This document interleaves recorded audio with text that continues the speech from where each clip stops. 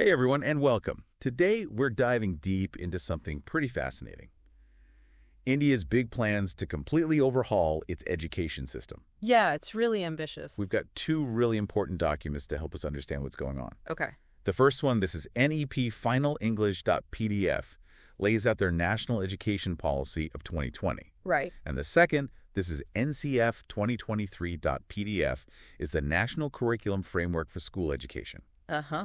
Now, we're not just going to, skim the surface here. We're going deep, figuring out the WHY behind all these changes. Yeah, the WHY is important. What's India hoping to achieve with all this? It's about more than just, changing what happens in the classroom. Exactly. And get this, we're talking about a whole curriculum inspired by ancient Indian concepts. Oh, wow. Board exams get a total makeover, and a whole lot more. It's really fascinating stuff. It is how India is sort of bringing together their rich cultural heritage, with this vision for the future. These documents, they really reveal a plan to, not just change classrooms, but to shape, a whole generation. That's a great way to put it. Okay, so let's start with the foundation. Okay. NEP 2020, what's the big idea? Well, NEP 2020, it really sets out a bold goal to transform India into, they call it a vibrant knowledge society and a global knowledge superpower. I like that. They want everyone, no matter their background, to have access to high-quality education. That's huge. And they want to move away from, rote learning towards students really grasping concepts, thinking critically, knowing how to actually apply what they learn. So it's not just about memorizing facts. Right. It's about being able to use that knowledge, apply it in the real world. Exactly. I like that. But how are they going to make that happen? That's one thing to say it. But NEP 2020 introduces a whole new structure for schooling, the 5 plus 3 plus 3 plus 4 system. 5 plus 3 plus 3 plus 4. Okay, break that down for me. So imagine, a system that really emphasizes building a strong foundation in those early years. Gotcha. That's what the first 5 years of this system are all about. Okay. Covering kids from ages 3 to 8. 3 to 8, okay. And a big part of that is making sure every child is ready for school. Right. They're actually aiming to integrate preschool into the primary system. Interesting. Especially in areas where, kids might be starting out at a disadvantage. Oh, that's really smart. So you're talking about making sure that everyone starts strong. Yes, exactly. Starting strong is so important. It makes a lot of sense. That's the first 5 years, right? Right. What about the rest of this 5 plus 3 plus 3 plus 4? Well, the next part, the 3 FUT, covers ages 8 to 11. Okay. Then another 3 for 11 to 14. Gotcha. And finally, a 4-year stage from 14 to 18. So each stage builds upon the last one. Makes sense. Yeah, think of it as ensuring that learning is tailored to the student's development and needs at every step of the way. Very cool. Very cool. It sounds like they've really put a lot of thought into how they structured this whole thing. They have. Now let's talk about the National Curriculum Framework, the NCF. Oh, okay. I read that over 1 million people were involved in creating it.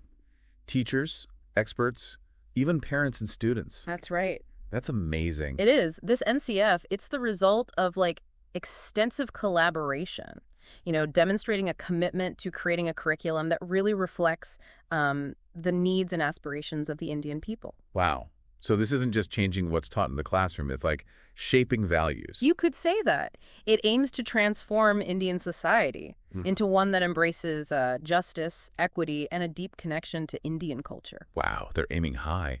This is more than just tweaking a curriculum. It's about shaping character on a national scale. It's a big mission. It is. So how does all that translate into what students will actually be learning? The NCF, it outlines 5 core aims for school education: rational thought and independent thinking. Okay. Ethical and constitutional values. Gotcha. Health and well-being. Okay. Economic participation. Uh-huh. And cultural participation. So they're really going for a holistic approach to education. They are, and that's reflected in their choice to be inspired by this ancient Indian concept called Panchakosha. Panchakosha. Okay, I'm intrigued. Tell me more. What is that? So kosha, it translates to sheath. Okay. And the Panchakosha concept, it describes these 5 interconnected layers of human existence. Layers: the physical body, the energy body, the mental body. I'm following. The wisdom body, and the bliss body. So you're saying the curriculum isn't just about filling students with information. Right. It's about nurturing their physical, mental, emotional, and spiritual well-being. Wow. It's about developing the whole person. And it recognizes that all these aspects are interconnected and essential for, a fulfilling life. Okay, I see where they're going with this. It's not just about grades and test scores. It's about, like, developing the whole person. An approach that values, not just intellectual growth, but emotional intelligence, physical well-being, even inner peace. That's right. But how does all of this actually play out in the classroom? I mean, are we talking about, like, meditation sessions alongside math lessons? Well, not exactly meditation sessions, but think of it this way. Instead of just, teaching kids about the human body, teachers will help them understand the energy body, the breath, how it influences their emotions, their thoughts. I see. So it's like a more integrated approach to learning. You could say that. And I imagine it could make learning a lot more engaging. It can. We're back and ready to keep diving deep into these Indian education reforms. It's amazing how they're bringing in all this ancient wisdom, while still looking ahead to the future. Right, and that's where things get even more interesting. If you connect this to the bigger picture, NEP 2020, it acknowledges that the world is changing so fast. Yeah. The jobs of tomorrow, they might not even exist yet. Exactly, yeah. And the need for, like, diverse skills, that's only going to grow. So how is India preparing students for jobs that don't even exist yet? That's a huge challenge. It is a huge challenge, but NEP 2020, it tackles it head on. Yeah. By breaking down those walls between different academic streams. Okay. Imagine a system where, there's no strict separation between, arts, sciences, and vocational fields. They're no more being boxed in. Right. Yeah. Students can really explore their interests, discover those, those unexpected connections. That's cool. Can you give me, like, an example of how this might actually work? Sure. Let's say you have a student, they're passionate about music, Okay. but also coding. Interesting combination. Right. In this new system, they wouldn't have to choose one or the other. I see, yeah. They could pursue both, blending, artistic talents with technological skills. That's really neat. Maybe they end up, creating innovative music software or designing interactive art installations. Who knows? That's a fantastic example. I love how it empowers students to become, like, well-rounded individuals, Right. capable of adapting, finding creative solutions. Right. And this multidisciplinary learning, it extends to higher education, too. Okay, how so? Universities, they would offer more flexible courses, modular courses, allowing students to kind of personalize their learning. So it's like instead of being forced down one specific path, Yeah. they can kind of craft their own journey. Exactly. I like that a lot.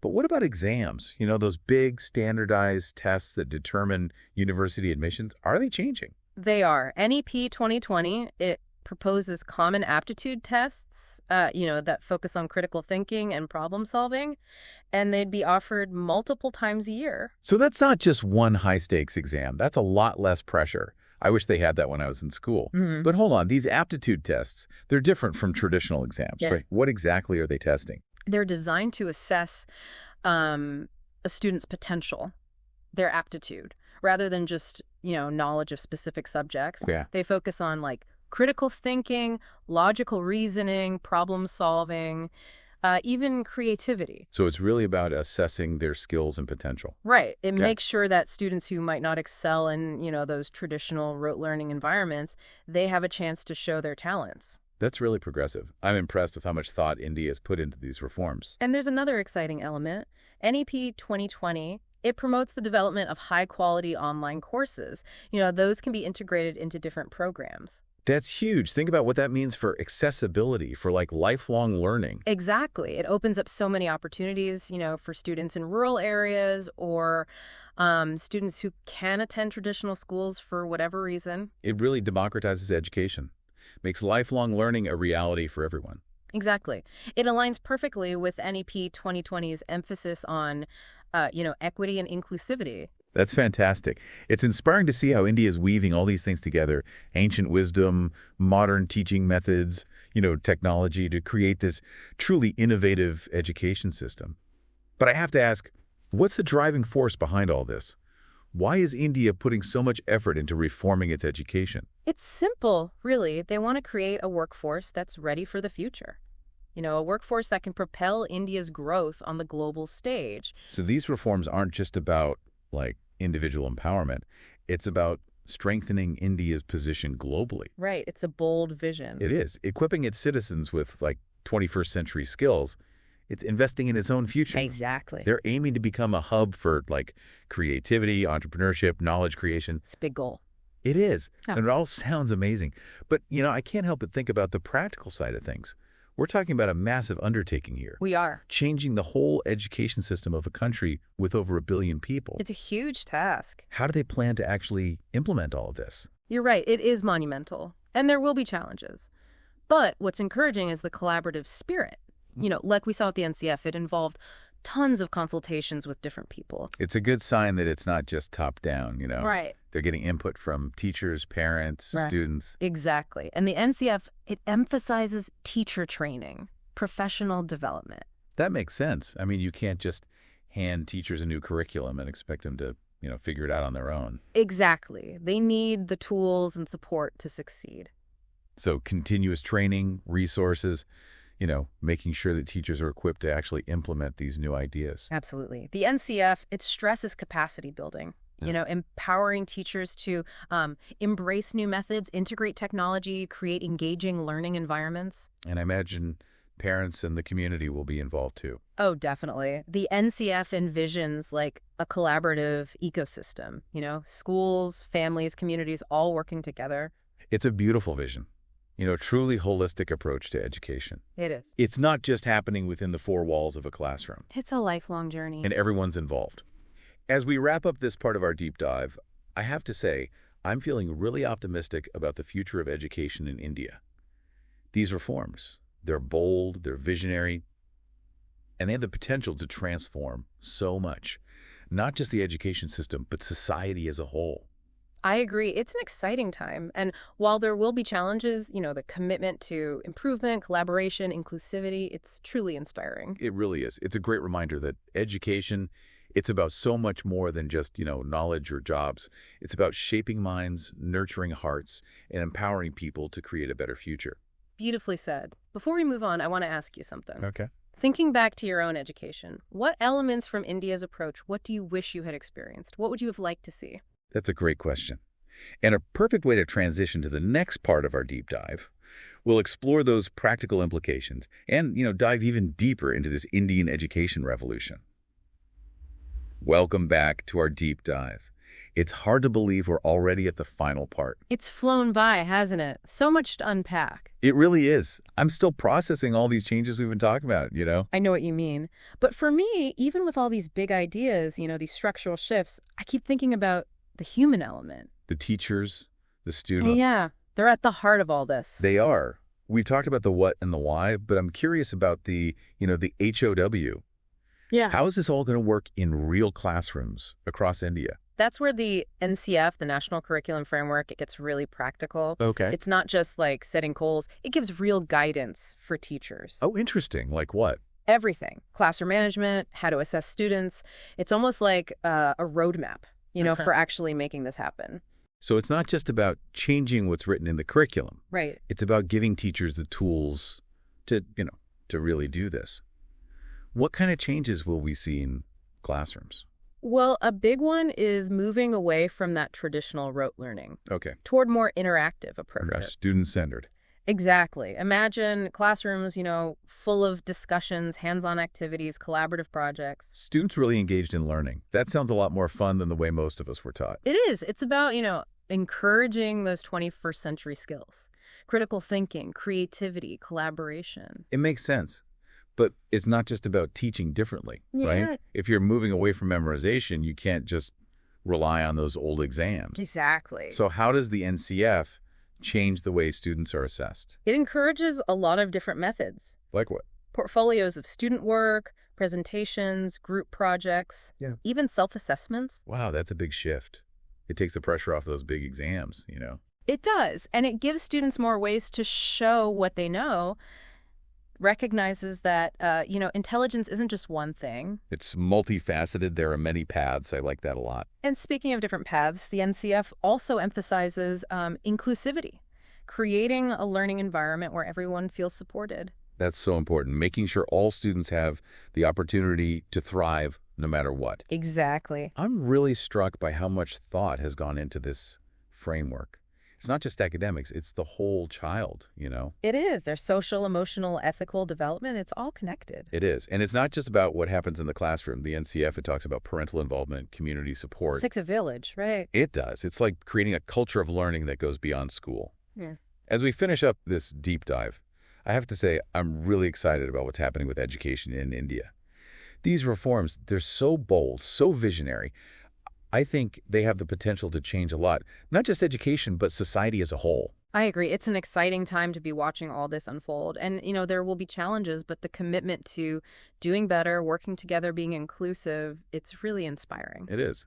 And it reminds us that education is not just about, facts and figures or getting a job. It's about shaping minds, helping people grow, and giving them the power to create a better future. Beautifully said. Thank you. As we wrap up, I want to leave our listeners with something to think about. Okay.